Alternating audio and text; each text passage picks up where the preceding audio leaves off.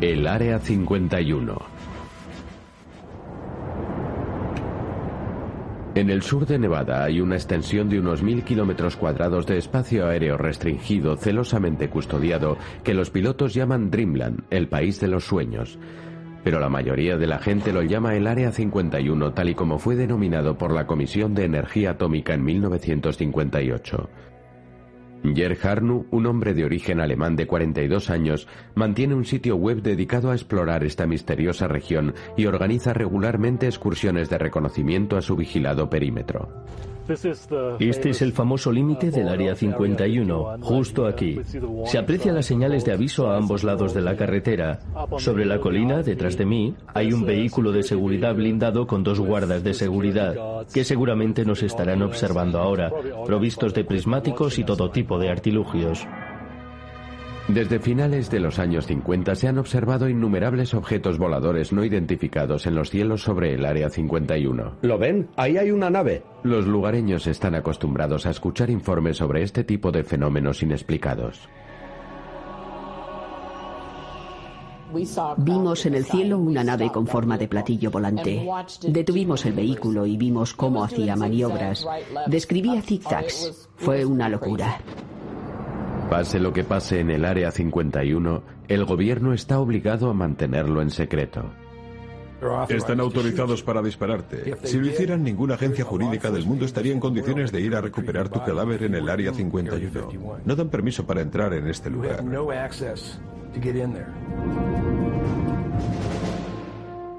Pero en 1989, un habitante de Las Vegas de 30 años llamado Bob Lazar aseguró haber roto el velo de secretismo que rodea estos vuelos. Si fueran de construcción estadounidense, no estaríamos intentando averiguar cómo fueron construidos si los hubiéramos construido nosotros. Su relato lleva a miles de personas a creer que algo fuera de este mundo está sucediendo en el desierto de Nevada. Cuando Bob Lazar apareció en público, asegurando haber trabajado en la investigación técnica revertida de platillos volantes, atrajo a fanáticos de los ovnis de todo el mundo. Sí, parece una nube. Está cambiando. Y su leyenda fue decisiva para todo el incipiente folclore sobre el Área 51. Hasta hoy, Lazar mantiene su historia. Estoy convencido de que era una nave extraterrestre.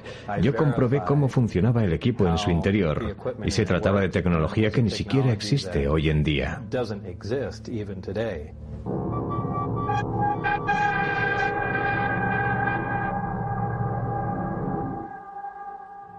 Primavera de 1989. Bob Lazar es entrevistado por George Knapp, un periodista de la cadena de Las Vegas KLAS. Lazar asegura tener secretos que no puede seguir ocultando. Esto me estaba pasando factura, me sentía agotado. Confiesa a Knapp que había sido contratado por el gobierno federal para trabajar en una nave espacial en el Área 51. E insiste que las autoridades harán lo que sea para evitar que revele lo que sabe. En el coche había un tipo con un arma, me disparó y salió corriendo. Pensé que era alguien contratado por el gobierno para eliminarme.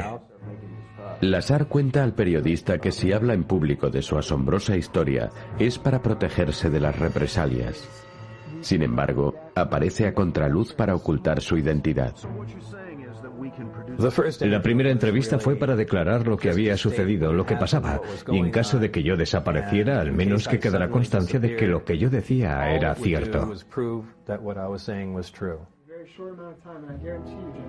La historia de Lazar comienza en 1988 cuando, según sus palabras, gracias a su formación en física y electrónica consigue una entrevista de trabajo con una importante contrata gubernamental, Egerton, Germeshausen y Greer, o EGIG. Me dijeron que había muchas posibilidades en un nuevo campo de los sistemas de propulsión, que trabajaría en una zona alejada. Todo aquello me sonó estupendo. Era exactamente lo que yo buscaba. En diciembre de 1988 es contratado. En su primer día de trabajo, Lazar asegura haber conocido a un hombre llamado Dennis Mariani en la oficina de proyectos especiales de EGIG en el Aeropuerto Internacional McCarran de Las Vegas. Dennis Mariani es un tipo con apariencia de militar. Siempre te mira a los ojos, muy severo. No creo que este tipo haya sonreído nunca en su vida. Mariani acompaña a Lazar a bordo de un avión privado que los traslada 160 kilómetros al norte hasta una base militar aislada en el desierto de Nevada, el Área 51. Inmediatamente después de aterrizar, Mariani somete a Lazar a un riguroso cuestionario de seguridad y le hace firmar un compromiso de silencio. Básicamente lo que firmas es una renuncia a muchos de tus derechos.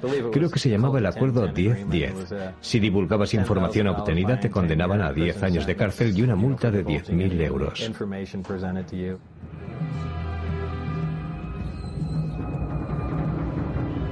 Según Lazar, accedió a condiciones que posteriormente lamentaría haber aceptado. Incluso renuncia a su derecho a un juicio si revela cualquier detalle de su trabajo en el Área 51. Una vez firmado el documento, Lazar y Mariani montan en un autobús con cristales tintados. El autobús sale del Área 51 y viaja, creo yo, entre 15 y 20 kilómetros hacia el sur por una carretera polvorienta. Era muy emocionante porque yo pensaba, cielos, si salimos del Área 51 en un vehículo del que no puedo ver al exterior, esto tiene que ser muy secreto. Por eso yo estaba fascinado. El autobús se detiene finalmente en una instalación llamada S4. Mariani le explica que en el lugar hay una serie de hangares ocultos en el terreno. Está muy bien camuflado. Años más tarde, Lazar encarga a un dibujante unos detallados esquemas basados en sus propios bocetos de lo que asegura vio en S4. Los hangares están dotados de puertas con textura de arena y a una distancia de unos 100 o 130 metros no se distinguen. Parecen una prolongación de la montaña. Mariani conduce a Lazar hasta el interior de las vigiladas instalaciones. Había un ambiente militar muy opresivo. Siempre tenías a alguien encima que te observaba atentamente. Eran como robots. No mostraban emociones. No es que fueran robots, pero actuaban como autómatas. Lazar asegura que le entregan un distintivo de seguridad que le permite el acceso a través de, textualmente, el Departamento Estadounidense de Inteligencia de la Marina. Mariani le lleva a una sala de instrucciones segura. Sobre la mesa hay un montón de carpetas azules. Lazar tiene permiso para revisar estos archivos a solas. Hojeando parte de la información, hacía referencias directas a un platillo volante, a un vehículo extraterrestre. Yo lo descarté y seguí a lo mío. Y pensé, vaya, esto tiene que formar parte de las medidas de seguridad. Podía ser algún tipo de análisis psicológico. De modo que me lo leí todo y asimilé lo que pude. Cuando Mariani lo lleva de regreso al hangar, Lazar asegura que se enfrenta a una visión increíble. Entramos al hangar, que era bastante largo, y allí dentro tenían un platillo volante absolutamente clásico, como salido de unos dibujos animados o una película de ciencia ficción. Estaba posado sobre el vientre en el suelo. Yo fui, levanté la mano para tocar el metal de la nave y de inmediato me expedientaron por ello. Lazar cree que el vehículo es una nave experimental diseñada para simular algo del espacio exterior. Tenía la forma de un platillo volante. Esto explicaría por qué hay tanta gente que ve ovnis, porque estaban intentando fabricar un aeroplano similar. Ni se me pasó por la cabeza que fuera de origen alienígena o algo por el estilo. Pero Lazar declara que cambia de idea cuando le explican sus tareas profesionales. El objetivo fundamental de nuestra labor consiste en intentar copiar parte de ese material con sustancias que se encuentran en la Tierra. Bueno, ¿qué quieren decir con sustancias que se encuentran en la Tierra? Esto confirmaba parte de lo que había leído, que aquel objeto era de hecho una nave alienígena. A medida que examina el platillo, Lazar se convence de que realmente es de origen extraterrestre.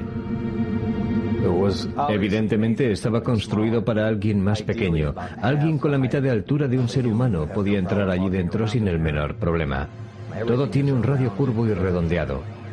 Parece como si el objeto fuese un molde de inyección, como si estuviera hecho de plástico o de cera.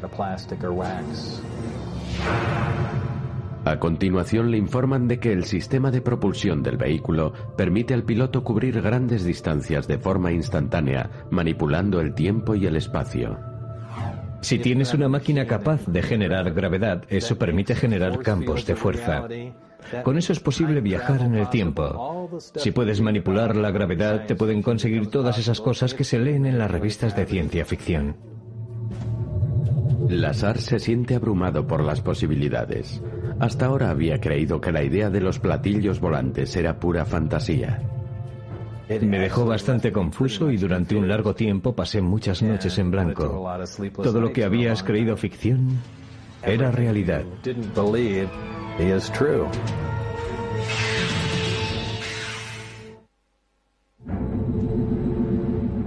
Diciembre de 1988. Bob Lazar asegura ser contratado para unas instalaciones militares ultrasecretas en un lugar del desierto de Nevada llamado Área 51. Este residente de Las Vegas afirma estar aquí para estudiar una nave alienígena.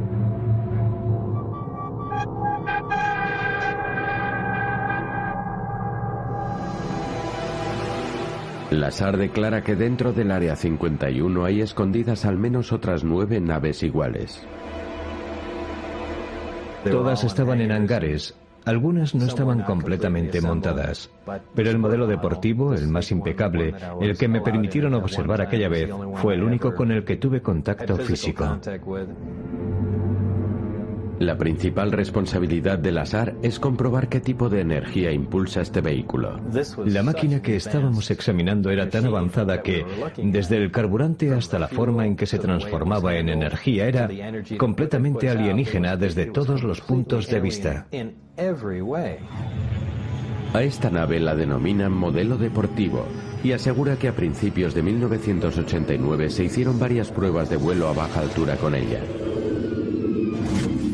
Lazar dice que su supervisor, Denis Mariani, le invita a observar una de ellas. La nave despegó del suelo en silencio con un ligero resplandor en la parte inferior, que yo interpreté como una descarga de su corona, una especie de fuego de San Telmo de alto voltaje.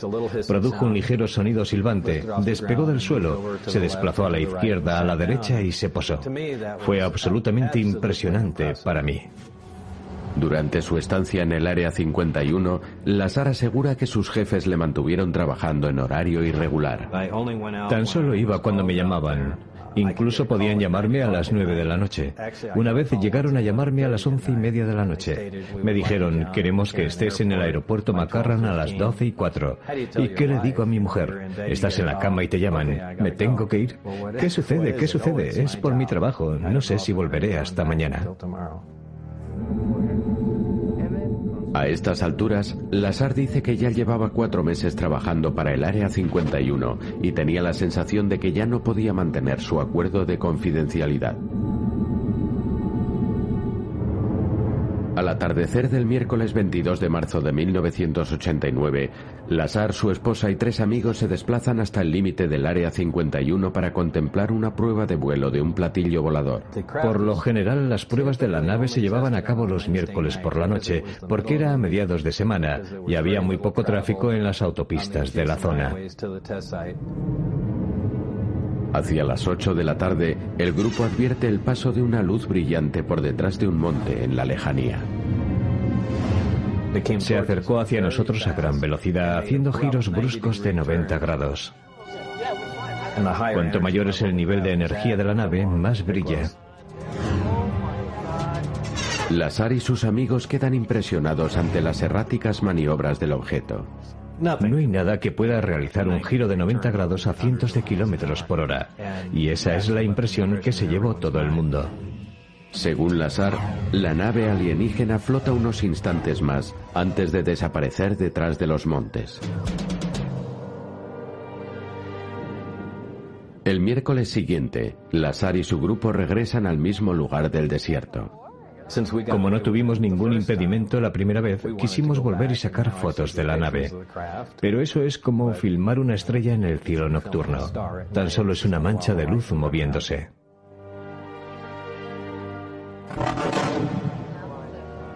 Una semana después, hicieron una tercera incursión al Área 51. Pero esta vez, se arriesgaron demasiado. Los de seguridad nos descubrieron en medio de la más absoluta oscuridad. Encendieron sus linternas y había un ejército de gente alrededor. Fue increíble. Los guardas armados comprueban sus identidades y anotan sus nombres antes de dejarlos marchar. Mientras se van, Lazar y sus amigos son interceptados por un sheriff adjunto del condado de Lincoln que los retiene para interrogarlos. Al día siguiente, siempre según las palabras de Lazar, Dennis Mariani y los agentes de seguridad del Área 51 le amenazan. Una de las cosas que me dijeron fue: cuando te confiamos esta información, no dijimos que pudieras contársela a todo el mundo. El guarda me apuntó directamente a la cara con una M16. Querían que supiera que iban en serio. Según Lazar, lo dejan marchar y lo despiden de su puesto en el Área 51. A partir de entonces se convierte en víctima de una incesante campaña de intimidación. Estaba conduciendo por Charleston Boulevard en Las Vegas y al llegar al carril de acceso a la autopista, un coche intentó mantenerse a mi altura. Escuché un disparo de arma y me llamó la atención. En el vehículo había un tipo con un arma. Yo salí del carril, paré en el arcén y me quedé paralizado dentro de mi coche. Pensé que vendría hacia mí y yo no podría evitarlo. En ese instante, Lazar decide hacer pública su historia en una entrevista con el reportero de la cadena KLAS, George Knapp. En mayo de 1989 aparece a contraluz en el telediario local de las 5. Salí en la tele y conté algunas de las cosas que había visto. Inmediatamente después de la entrevista, Dennis Mariani me llamó a casa y me dijo: ¿acaso te imaginas lo que vamos a hacerte ahora? Y yo dije: no, ¿qué? Y él colgó el teléfono. 6 meses más tarde, Lazar concede otra entrevista a la cadena KLAS. Esta vez revela su identidad en directo. Posteriormente sale en otros muchos programas de radio y televisión, llegando incluso a rodar un vídeo sobre su experiencia.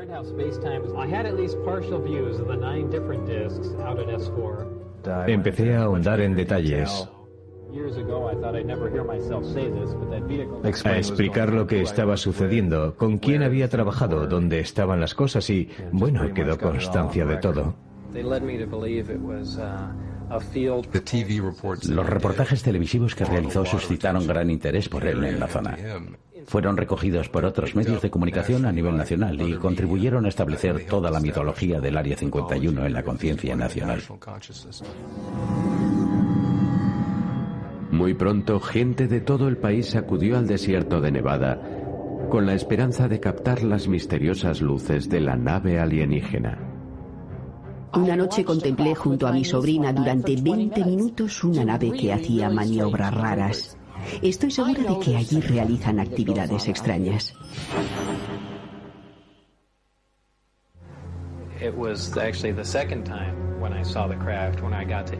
En noviembre de 1989, Bob Lazar hace unas sorprendentes declaraciones a un noticiario televisivo de Las Vegas.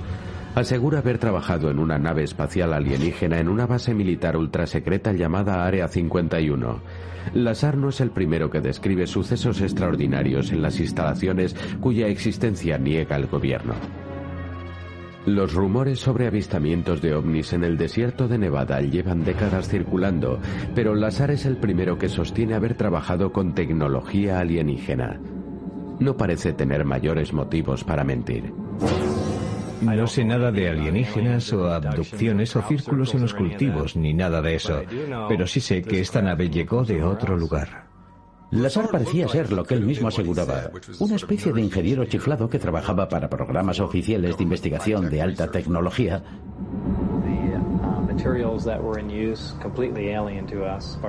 Y parecía transmitir convicción absoluta. En casi todas las historias de ovnis se ve a la legua si la persona está trastornada. Lo interesante de Lazar es que contaba un relato muy sólido y convincente. En el mundillo de los aficionados a los ovnis, Lazar se convierte en una sensación. La aparición de Bob encendió la mecha de todos los aficionados locos por los ovnis del mundo, por así decirlo. Empezaron a venir autobuses llenos de gente. Al borde del Área 51, la ciudad de Rachel, Nevada, se convierte en el trampolín de los curiosos. Rachel es un pueblecito ignoto en medio de la nada absoluta. Pero pasó a ser el centro del universo para los interesados en los ovnis y en el Área 51. Todo el país y todo el mundo saben en estos momentos lo que está pasando aquí. Los fanáticos de los ovnis no son los únicos en peregrinar para contemplar los cielos del desierto. Los aficionados a la aviación, como este grupo de observadores de aeroplanos llamados los interceptores, también están intrigados por la historia de Lazar. Jim Goodall es miembro veterano de los interceptores y desde 1987 vigila regularmente los cielos sobre el Área 51. Mi obsesión eran los programas confidenciales de aviones. La primera visión de algo que nunca habías visto o el público no conocía. Eso es lo más emocionante de salir al desierto. Y siempre quieres ser el primero en obtener una foto de gran calidad. Mientras que algunos atribuyen las misteriosas luces en el cielo a visitantes extraterrestres,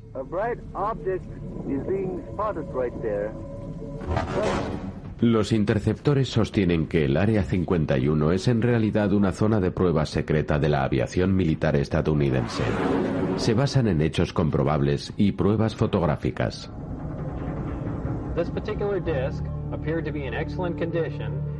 Aún así, algunos de ellos, como Goodall, encuentran creíble la historia de Bob Lazar. Soy persona de tecnología, de hechos concretos, no soy un loco de los ovnis. Creo a Bob Lazar porque Bob Lazar ha contado una historia creíble y no ha incurrido en contradicciones. En cambio, Goodall no se cree demasiado lo que parece una prueba irrefutable de que Lazar trabajó para el ejército. Una nómina de entre 1988 y 1989. Según Lazar, este impreso W2 de Hacienda fue emitido por el Departamento de Inteligencia de la Marina. Sin embargo, no existe tal departamento en el gobierno. En 1990, durante la Operación Escudo del Desierto, Goodall se encuentra de servicio activo en la Guardia Nacional, área de Minnesota, en Washington, D.C. Decide comprobar la validez del impreso de Lazar y acude a la Oficina de Investigación de la Marina del Pentágono. Acudí al Departamento de Investigación de la Marina en el Pentágono. Dije, me gustaría comprobar la autenticidad de este lugar porque se trata de un código postal confidencial. El oficial de la Marina dijo, un momento, y realizó una llamada telefónica. Entonces me dijo, el almirante quiere verle. De modo que fui a la oficina del almirante y él me dijo, sargento, como vuelva a esta oficina con otro asunto semejante, lo someteré a la corte marcial. Ahora salga inmediatamente. Bueno, si este impreso era falso, ¿por qué se alteró el almirante de esta manera? Los partidarios de Lazar aseguran que el llamado Departamento de Inteligencia de la Marina es una organización encubierta destinada a mantener en secreto el Área 51, y como tal su existencia ha sido mantenida al margen del público e incluso del Congreso de los Estados Unidos. Pero a pesar del apoyo de gente como Jim Goodall, los detractores opinan que Bob Lazar está cometiendo un engaño. Se basan en la ausencia de pruebas que corroboren esta historia.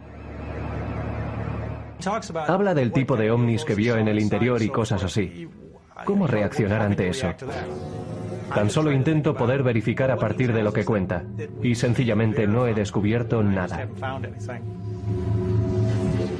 Los escépticos analizan otras declaraciones realizadas por Lazar.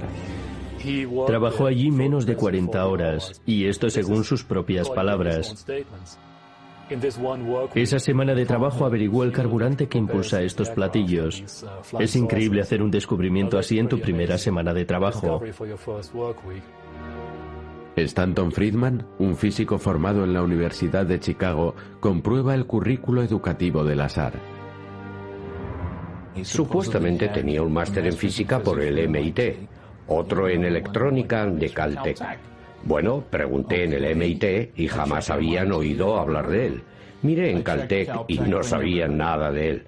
Lo comprobé en su escuela de bachillerato y resulta que estuvo entre los peores de su graduación. Más aún, la contrata gubernamental EGG, que según Lazar le concedió la entrevista para trabajar en el Área 51, afirma no tener ningún historial de Bob Lazar. Tenemos un problema con el tipo que tiene un currículo que no se corresponde con lo que afirma y ni siquiera puede demostrar que ha trabajado donde dice que ha trabajado. O sea, no se pueden descartar directamente sus declaraciones, pero hay que tomarlas con mucha cautela.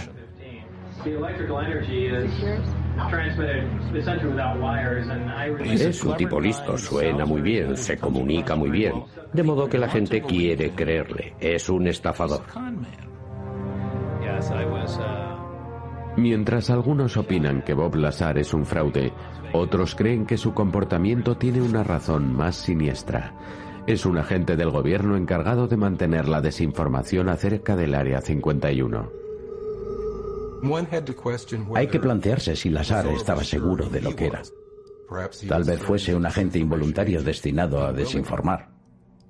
Hay quien cree que le lavaron el cerebro, o incluso que lo drogaron. Pero para los partidarios de Lazar, el silencio del gobierno estadounidense lo dice todo. Si no hubiera tenido nada que ver con esta gente, podían haber dicho que era un engaño. Habría sido muy sencillo y con ello habrían puesto fin a su carrera como portavoz de ovnis, como ingeniero de sistemas de propulsión. Pero nadie lo ha hecho. Algunos conspiranoicos creen que el gobierno de los Estados Unidos fomentó la historia de Lazar y el mito de los avistamientos de ovnis. Aseguran que es un intento de distraer al público de lo que verdaderamente está pasando en el Área 51.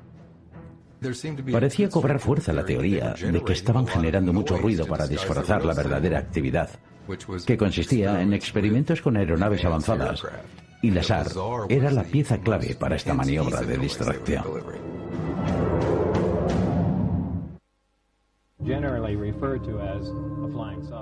A comienzos de los 90, después de que Bob Lazar divulgara públicamente sus sensacionales revelaciones de que existen naves espaciales alienígenas en el Área 51, la aislada base de alta seguridad se convierte en un reclamo para turistas. Empezaron a organizar excursiones en autobús al lugar. Así fue como se convirtió en un referente en el mapa.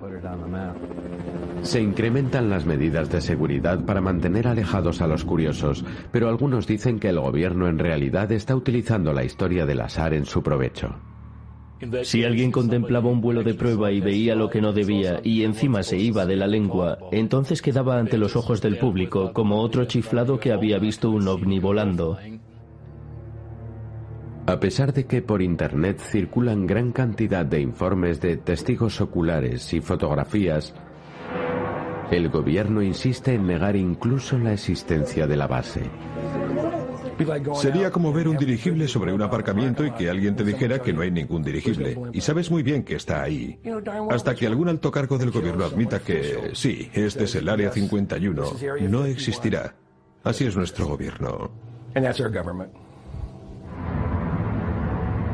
En 1995 se amplían los lindes de la instalación, impidiendo la visión de la base a los extraños.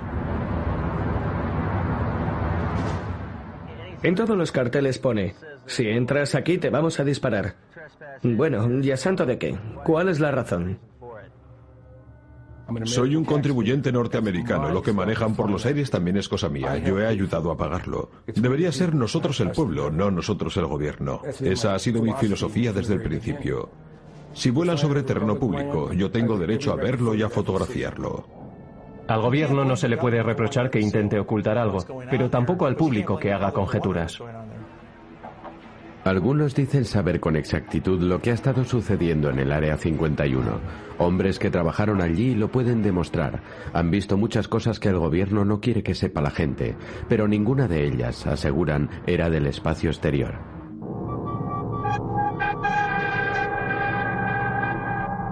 Se cuenta que realizaron prácticas con material extraterrestre. Yo no sé nada de eso, tan solo lo que he leído en la prensa. Desde luego, cuando yo estuve allí no había nada de eso en la base, y yo me moví por toda la base.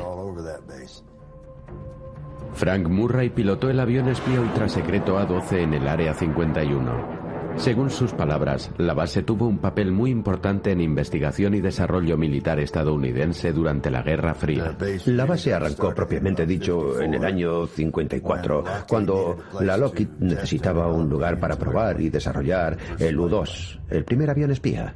A comienzos de los años 60 se empezaron a desarrollar los A-12 en sustitución de los U-2. La CIA encargó este jet de reconocimiento supersónico capaz de alcanzar velocidades superiores a Mach 3 y altitudes superiores a 30.000 metros. Frank Murray, entre otros, hizo pruebas con el A-12 en el Área 51.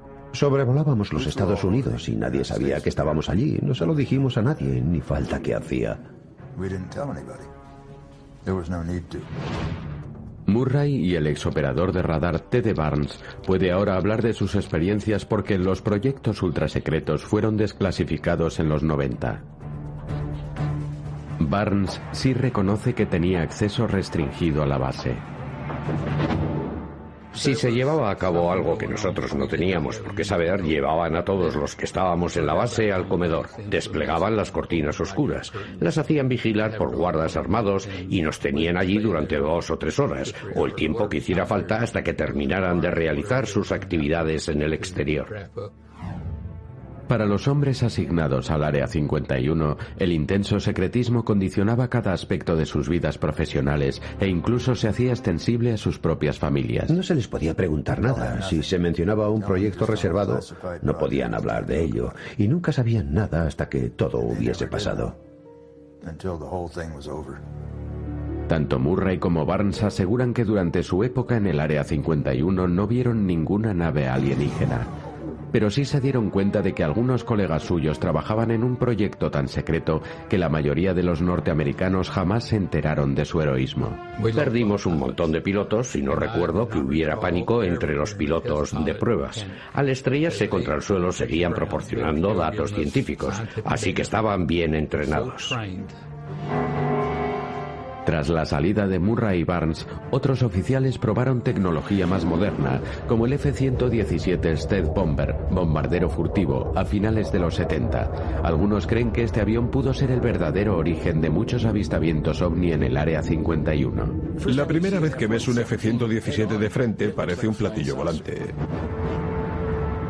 A las autoridades militares no les importaba que los vuelos de prueba del F-117 dispararan los rumores sobre naves extraterrestres en el desierto de Nevada.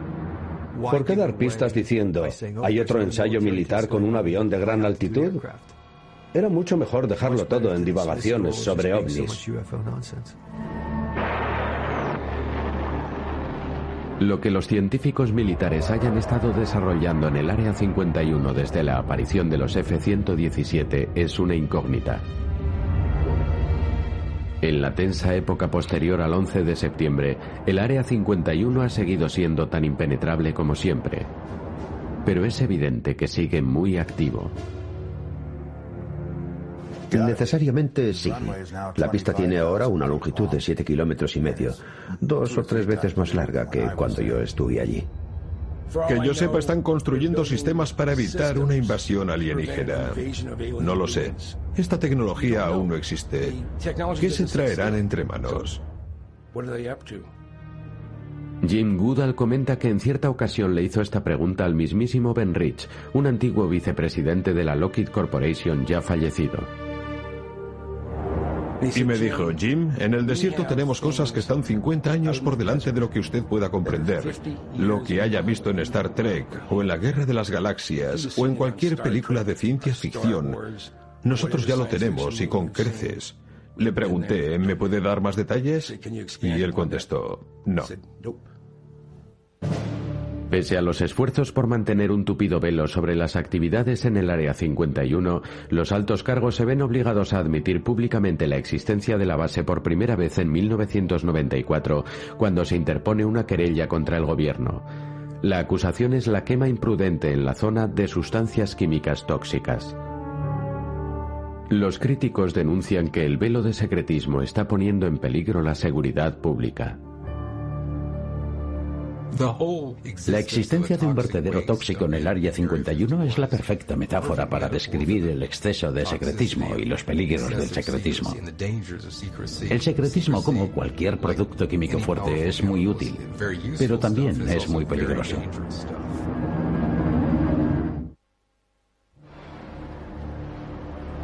Hasta 1994, el gobierno se negaba a reconocer la existencia de una base supersecreta conocida como Área 51. Pero en agosto de aquel año, antiguos empleados de la base aérea secreta presentan una denuncia que obliga al Ministerio de Defensa a cambiar su política. En la demanda se afirma que los trabajadores habían recibido la orden de incinerar material tóxico del programa Stealth Fighter en pozos abiertos en la base, algo que les había provocado graves enfermedades y en algunos casos la muerte. Cuando acudieron a los tribunales, el gobierno empleó todos los instrumentos a su disposición para tapar el caso. Los abogados del gobierno argumentan que la divulgación pública de cualquier información en torno al caso supondría una amenaza para la seguridad nacional, pero los críticos creen que las medidas de seguridad han ido demasiado lejos. Se produce una situación que no tiene nada que ver con lo que podría ser el silencio en torno a un proyecto de nave espacial secreto. El gobierno no solo se niega a asumir su responsabilidad, sino que pretende anular todo el caso y no da ninguna información sobre lo que está sucediendo allí. Al cabo de un año, el gobierno consigue detener la demanda, pero el caso obliga al Pentágono a admitir que hay unas instalaciones operativas cerca de Groom Lake, reconociendo finalmente la existencia del Área 51. Les obligó a poner las cartas boca arriba. Tuvieron que admitir que existían unas instalaciones. Tan solo dijeron eso, pero se produjo un cambio. Ya no pudieron negar la evidencia. Los que presionaban para averiguar la verdad en torno al Área 51 empezaron a hacer más preguntas, entre ellas cómo había logrado el gobierno financiar una base inexistente durante casi 4 décadas. La respuesta estaba en los llamados fondos reservados. Los fondos reservados son los que se utilizan para financiar cosas como el Área 51 o Dreamland, para no tener que revelar detalles concretos de lo que se hace allí. Si se invierten 1.000 o 2.000 millones de euros en un programa y este fracasa, si es de un programa de financiación transparente, el público se te echaría encima, pero si es con fondos reservados, no se entera nadie. Para la gente, el Área 51 era el símbolo de los abusos cometidos por un grupo de altos militares. Se temía que el secretismo hubiera sido excesivo, que no solo no lo supiera el pueblo, sino que tampoco lo supieran sus representantes. Eso da pie a que se cometan todo tipo de irregularidades.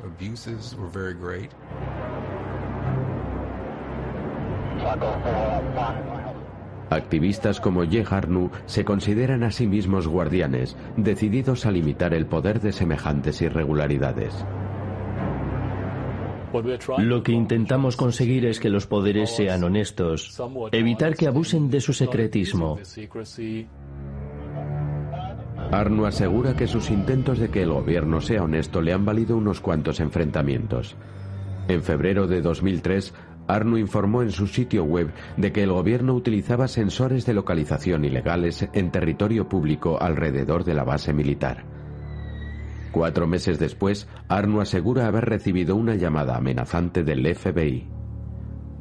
Me dejaron bien claro que iba en serio, que si no paraba me pasarían cosas muy malas. Pero afirma que se negó a renunciar a controlar las actividades en el Área 51. Bob Lazar se reafirma en sus perturbadoras declaraciones de que el gobierno oculta una nave espacial en el Área 51. No podemos demostrar estas cosas. Él no puede probar lo que dice haber visto, ni yo demostrar que no lo vio. Lazar afirma que el gobierno ha hecho todo lo posible por anular su historia y desacreditarle a él, entre otras cosas borrar su nombre de todos sus trabajos anteriores y sus registros académicos. Hubo un esfuerzo concertado de eliminarme burocráticamente, eliminar mi pasado y todo lo que he hecho. Esto empieza a sonar como una película sobre conspiración. Puede que las cosas sean así, pero no sé quién mueve los hilos. Ni siquiera sé quién extendió mi nómina. Lazar insiste en que todavía trabaja para conseguir pruebas que corroboren lo que dice. Es algo que voy a seguir intentando. Conozco gente que podría corroborarlo todo, sin peros ni condiciones, y estoy deseando demostrarlo. Hasta la fecha, Lazar no ha aportado pruebas definitivas. El canal de Historia envió al Ejército del Aire una solicitud de entrevista en torno al Área 51, pero dicha solicitud fue denegada. El Ejército del Aire sostiene que todas las operaciones allí son clasificadas. Desde la demanda de 1994, el presidente de los Estados Unidos ha renovado el estatus de alto secreto del Área 51, con lo que las críticas y las conjeturas continúan.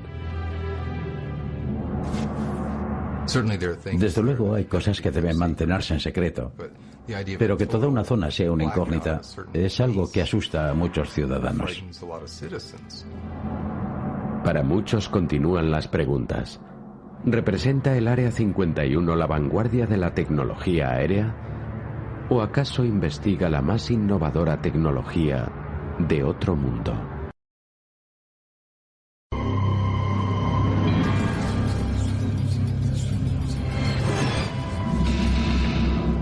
El Área 51. En el sur de Nevada hay una extensión de unos 1000 kilómetros cuadrados de espacio aéreo restringido, celosamente custodiado, que los pilotos llaman Dreamland, el país de los sueños. Pero la mayoría de la gente lo llama el Área 51, tal y como fue denominado por la Comisión de Energía Atómica en 1958.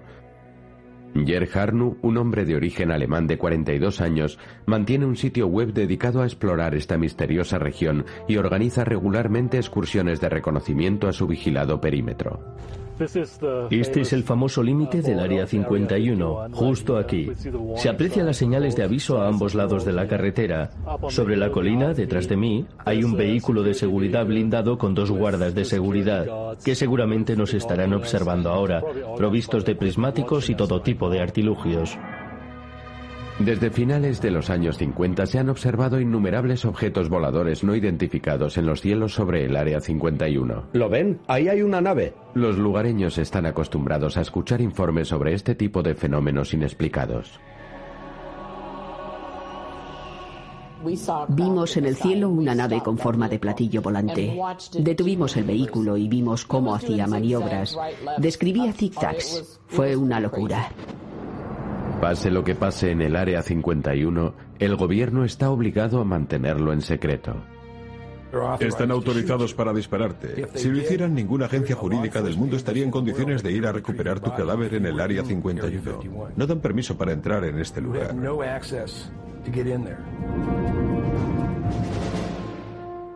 Pero en 1989, un habitante de Las Vegas de 30 años llamado Bob Lazar aseguró haber roto el velo de secretismo que rodea estos vuelos. Si fueran de construcción estadounidense, no estaríamos intentando averiguar cómo fueron construidos si los hubiéramos construido nosotros. Su relato lleva a miles de personas a creer que algo fuera de este mundo está sucediendo en el desierto de Nevada. Cuando Bob Lazar apareció en público, asegurando haber trabajado en la investigación técnica revertida de platillos volantes, atrajo a fanáticos de los ovnis de todo el mundo. Sí, parece una nube. Está cambiando. Y su leyenda fue decisiva para todo el incipiente folclore sobre el Área 51. Hasta hoy, Lazar mantiene su historia. Estoy convencido de que era una nave extraterrestre. Yo comprobé cómo funcionaba el equipo en su interior y se trataba de tecnología que ni siquiera existe hoy en día.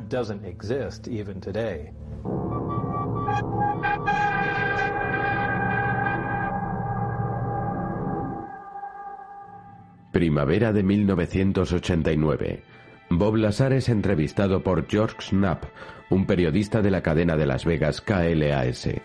Lazar asegura tener secretos que no puede seguir ocultando. Esto me estaba pasando factura, me sentía agotado.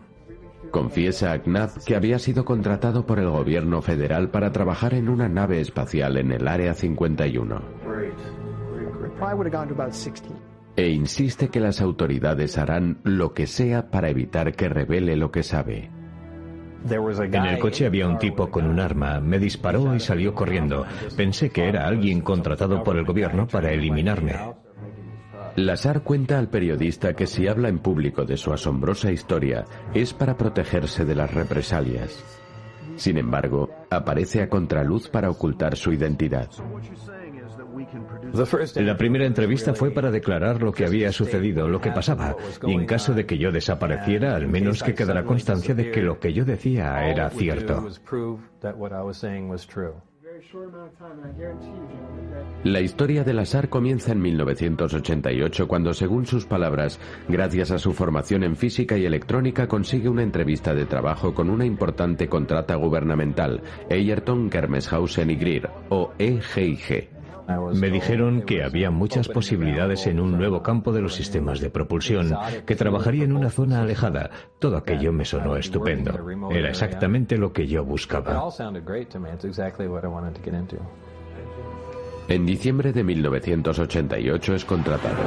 En su primer día de trabajo, Lazar asegura haber conocido a un hombre llamado Dennis Mariani en la oficina de proyectos especiales de EGIG en el Aeropuerto Internacional McCarran de Las Vegas. Dennis Mariani es un tipo con apariencia de militar. Siempre te mira a los ojos, muy severo. No creo que este tipo haya sonreído nunca en su vida. Mariani acompaña a Lazar a bordo de un avión privado que los traslada 160 kilómetros al norte hasta una base militar aislada en el desierto de Nevada, el Área 51. Inmediatamente después de aterrizar, Mariani somete a Lazar a un riguroso cuestionario de seguridad y le hace firmar un compromiso de silencio. Básicamente lo que firmas es una renuncia a muchos de tus derechos. Creo que se llamaba el acuerdo 10-10. Si divulgabas información obtenida, te condenaban a 10 años de cárcel y una multa de 10.000 euros.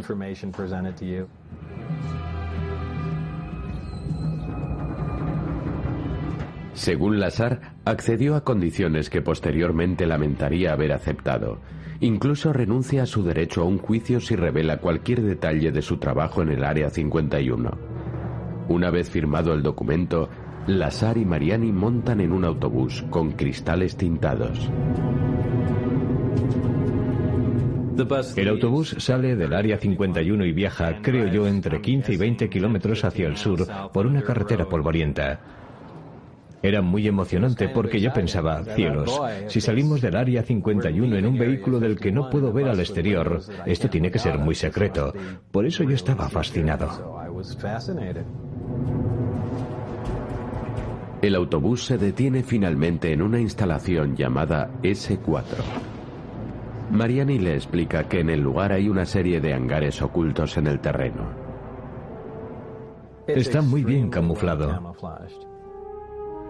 Años más tarde, Lazar encarga a un dibujante unos detallados esquemas basados en sus propios bocetos de lo que asegura vio en S4.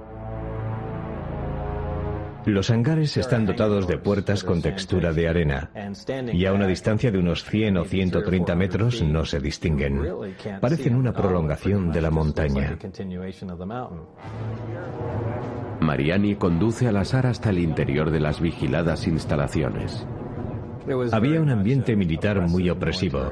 Siempre tenías a alguien encima que te observaba atentamente.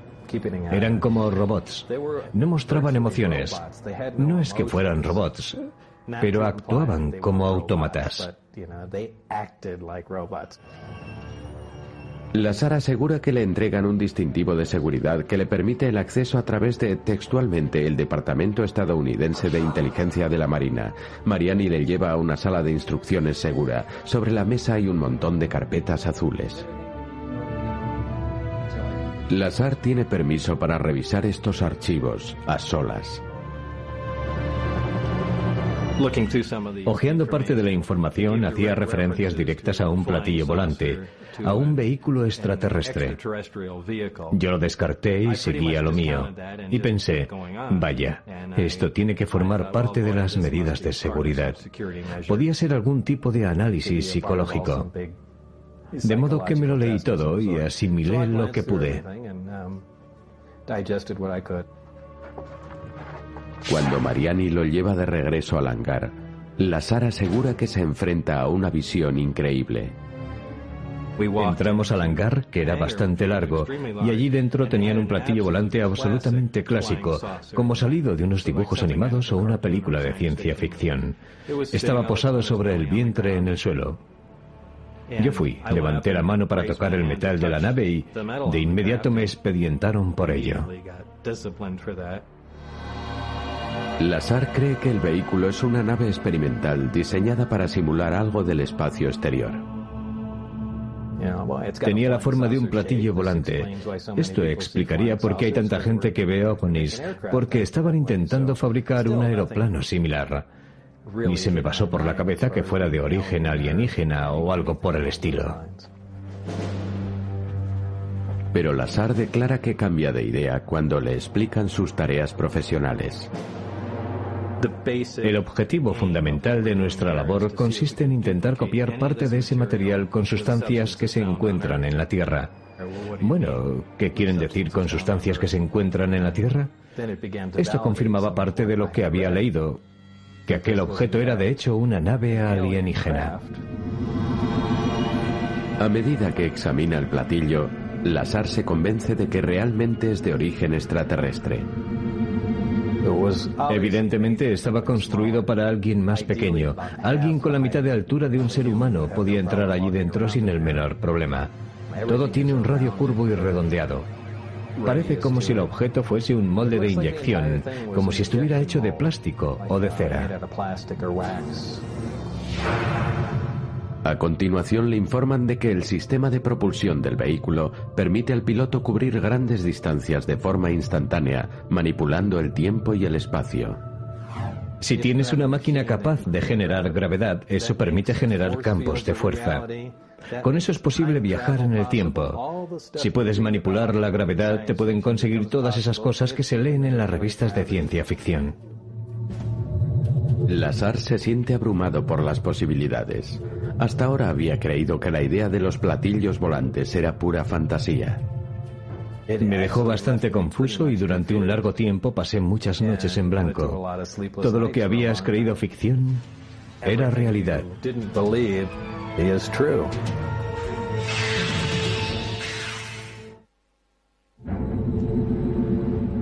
Diciembre de 1988. Bob Lazar asegura ser contratado para unas instalaciones militares ultrasecretas en un lugar del desierto de Nevada llamado Área 51. Este residente de Las Vegas afirma estar aquí para estudiar una nave alienígena.